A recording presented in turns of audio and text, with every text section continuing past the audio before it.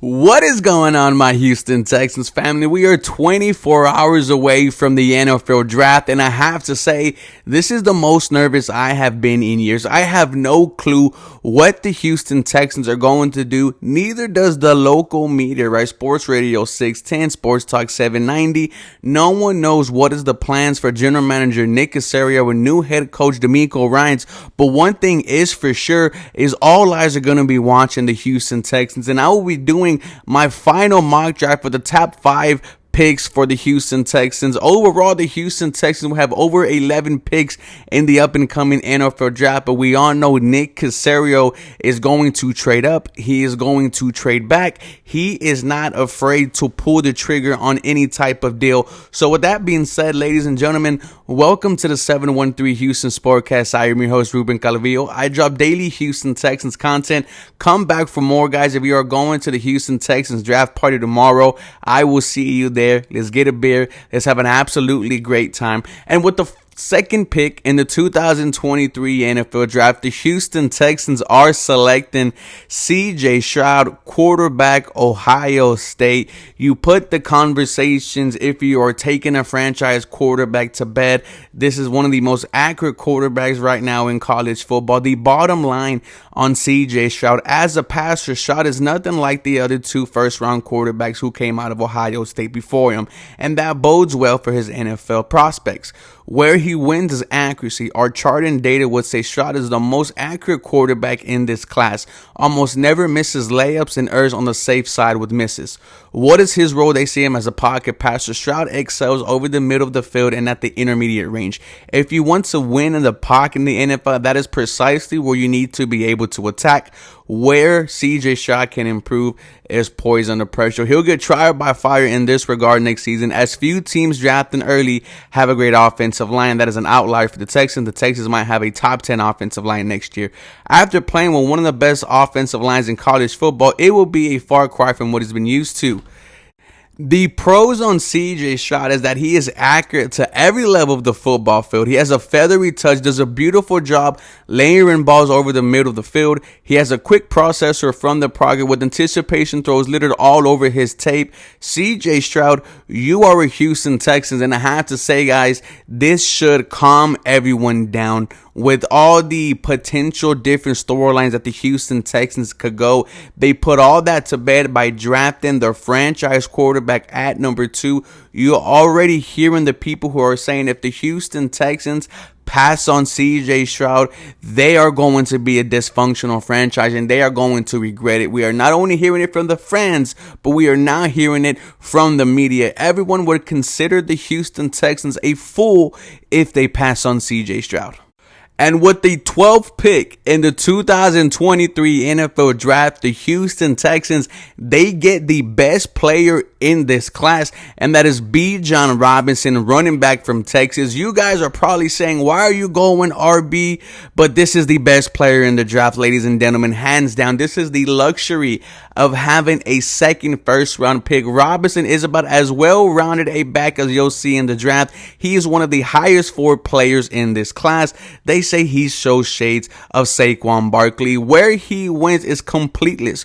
Robinson has answers for everything. He can run with power, speed, or elusiveness. He set the PFFF single-season broken tackle record this past fall with 104. What is his role? They see him as a feature back, no question. Robinson is more than just a bell cow. He's a back that you can make the focal point of your offense, whether that's a 15-plus carrier game or scheming up targets as a receiver. You want the ball consistently in his hands. Where he can improve on is fumbles. This is about the only thing that really moves the needle negatively for Robinson. His 6 fumbles on 539 carries could stamp to get cleaned up. The pros and cons of Bijan: one of the most gifted athletes you'll see at the running back position, capable of making cuts you'll see only from a sub 200-pound running back, and he's 220 pounds, ladies and gentlemen, and he is like another receiver when split wide. This is a great addition to the Houston Texans offense. It helps out CJ Stroud. It helps out Dameon Pierce. We haven't even considered the type of running game that will be Dameon Pierce, Bijan Robinson, and now Devin Singletary. This is great for a rookie quarterback, right? You want to give him all the weapons available to him, and you just got one of the best players in the NFL draft. Could play immediately, make an impact immediately. I am excited for the possibility of Bijan Robinson being a Houston Texan. Now, here we go with the beginning of the second round. Like I just said, we took CJ Stroud and Bijan Robinson. The offense gets a huge, much-needed boost. Now, at pick 33, we will be going to the defensive side of the ball here, and we'll be drafting Felix Anudike-Uzomah, edge rusher from Kansas State Wildcats. Now, there was one consistent thing throughout this PFF, and it is going to be his bend. Look at how many times I have to say it.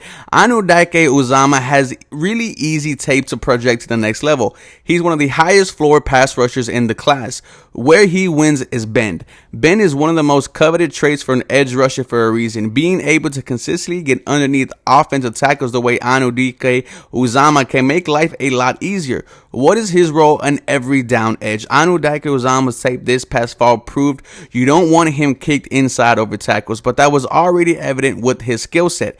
He's an edge rusher who could handle an every down workload. You should want to give it to him. Where he can improve on is setting the edge.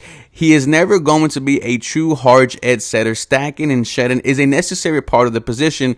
Right now, he's much more worried about finding ball carriers instead of stopping the tackles in their tracks. The pros about Felix Anudike-Uzomah, one of the bendiest defensive linemen in the class, a true edge winner. I love his pass rush and toolbox. He already knows the speed rusher playbook. His first step gives tackles fits. He has the skill set to be a weapon as a looper on stunts. His stats this year: 8 sacks for the Kansas State Wildcats this year, 13 last year. This guy can get to the quarterback. And when you are the Houston Texans, your only edge rusher who gave you some type of value was Jerry Hughes, who was 34, about to be 35. You need youth, and Felix Anudike-Uzomah is exactly the type of player that brings that. This is a much-needed area of need for the Houston Texans. The defensive line is, and I will be excited if he is a Houston Texan. Now, in the third round, the Houston Texans, they own 2 picks, pick 65 and pick 73. And at pick 65, I think they get their center of the future, and that is Luke Whippler from Ohio State. You are pairing him up with CJ Stroud, so the familiarity is there right at the door. Where is Luke Whippler here in terms of PFF? Whippler is well beyond his years from a technical standpoint. How many times do you hear of an early draft declared at center? He is 21 years old, about to be 22, very young. Where he wins is leverage. Whippler understands line of scrimmage play. He's so good at establishing and reestablishing leverage. His game is what you expect from a 5th or 6th year player.